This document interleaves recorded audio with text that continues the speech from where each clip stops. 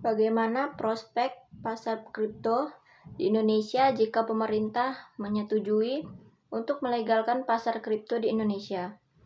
Ketidakpastian ekonomi diproyeksi masih terjadi pada tahun 2020. Hal itu mendorong investor untuk mencari perlindungan untuk menempatkan dananya di tempat aman.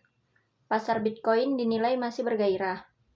Direktur Narvex Jansen Dinata mengatakan, Bitcoin menunjukkan tanda sebagai aset yang aman sejak adanya sinyal resesi muncul pada Maret 2019 lalu. Saat itu, pasar ekuitas menghadapi tekanan yang signifikan karena politik di Inggris seputar Brexit dan ketegangan perang dagang antara Amerika Serikat dan Cina. Bahkan, investasi emas dirasa masih berat. Harga emas tak banyak mengalami lonjakan. Pada saat yang bersamaan, Bitcoin telah mengalami kenaikan meteorik sepanjang paruh pertama 2019. Naik tajam dari level kurang dari 3.000 US dollar ke level tertinggi mencapai 13.800 US dollar dalam keterangannya Minggu. Selain itu, gejolak yang baru-baru ini terjadi antara Amerika Serikat dan Iran ikut memberi gambaran pada Bitcoin. Kejadian tersebut membuat Bitcoin naik level terendah dari 6.960 pada Januari menjadi 8.440 pada 8 Januari. Menurut Jansen, Bitcoin akan meningkat di tahun ini. Hal itu berkaca dari ketidakpastian global yang terus berjalan, sementara perlahan banyak yang mulai memindahkan asetnya ke Bitcoin. Manfaat pasar kripto bagi mahasiswa. Yang pertama, potensi kenaikan harga di masa mendatang. Sudah sering Anda mendengar, Bitcoin dan mata uang digital lainnya sudah membuat puluhan orang kaya raya mendadak. Tren yang meningkat dengan luar biasa adalah bukti otentik di masa lampau. Bagaimana di masa depan? Bahkan penyihir pun tidak bisa meramalkan dengan cepat. Tetapi belajar dari pola yang ada, maka potensi kenaikan nilai Bitcoin di masa mendatang bukan kemustahilan.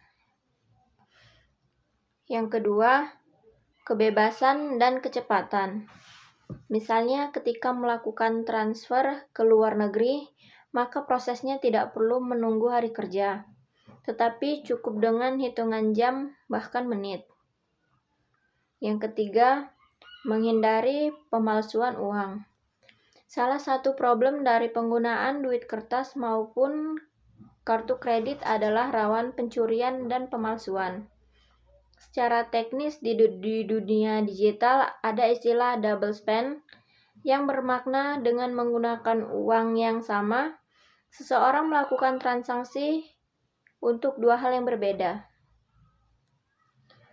Jika Anda memiliki uang 1 miliar, Anda memiliki 3 opsi untuk investasi. Yang pertama emas, yang kedua pasar saham, yang ketiga pasar kripto. Yang saya pilih adalah emas. Dikarenakan nilai emas cenderung stabil dibandingkan instrumen investasi yang lainnya. Yang kedua, keberadaan emas sebagai logam mulia diakui dan diterima banyak orang di dunia. Yang ketiga, emas merupakan salah satu instrumen investasi yang terbilang liquid. Yang keempat, emas melindungi nilai uang dari inflasi. Yang kelima, investasi emas berperan dalam diversifikasi investasi. Yang ketujuh, menyimpan emas sangat berguna saat kondisi nggak pasti. Yang kedelapan, dapat diperjualbelikan secara online. Yang kesembilan, pergerakan harga bisa dipantau kapan saja. Yang ke-10, resikonya terbilang minim. Yang ke-11, dalam jangka panjang, emas bisa menjadi dana darurat. Yang ke-12, bisa beli kurang dari 1 gram. Hanya saja tidak semua lapisan masyarakat mengetahui manfaat menabung emas, terutama emas batangan. Yang pertama, dengan emas kita bisa menabung dengan nominal kecil. Mungkin banyak yang beranggapan jika logam mulia emas ini hanya ditunjukkan untuk kalangan menengah ke atas.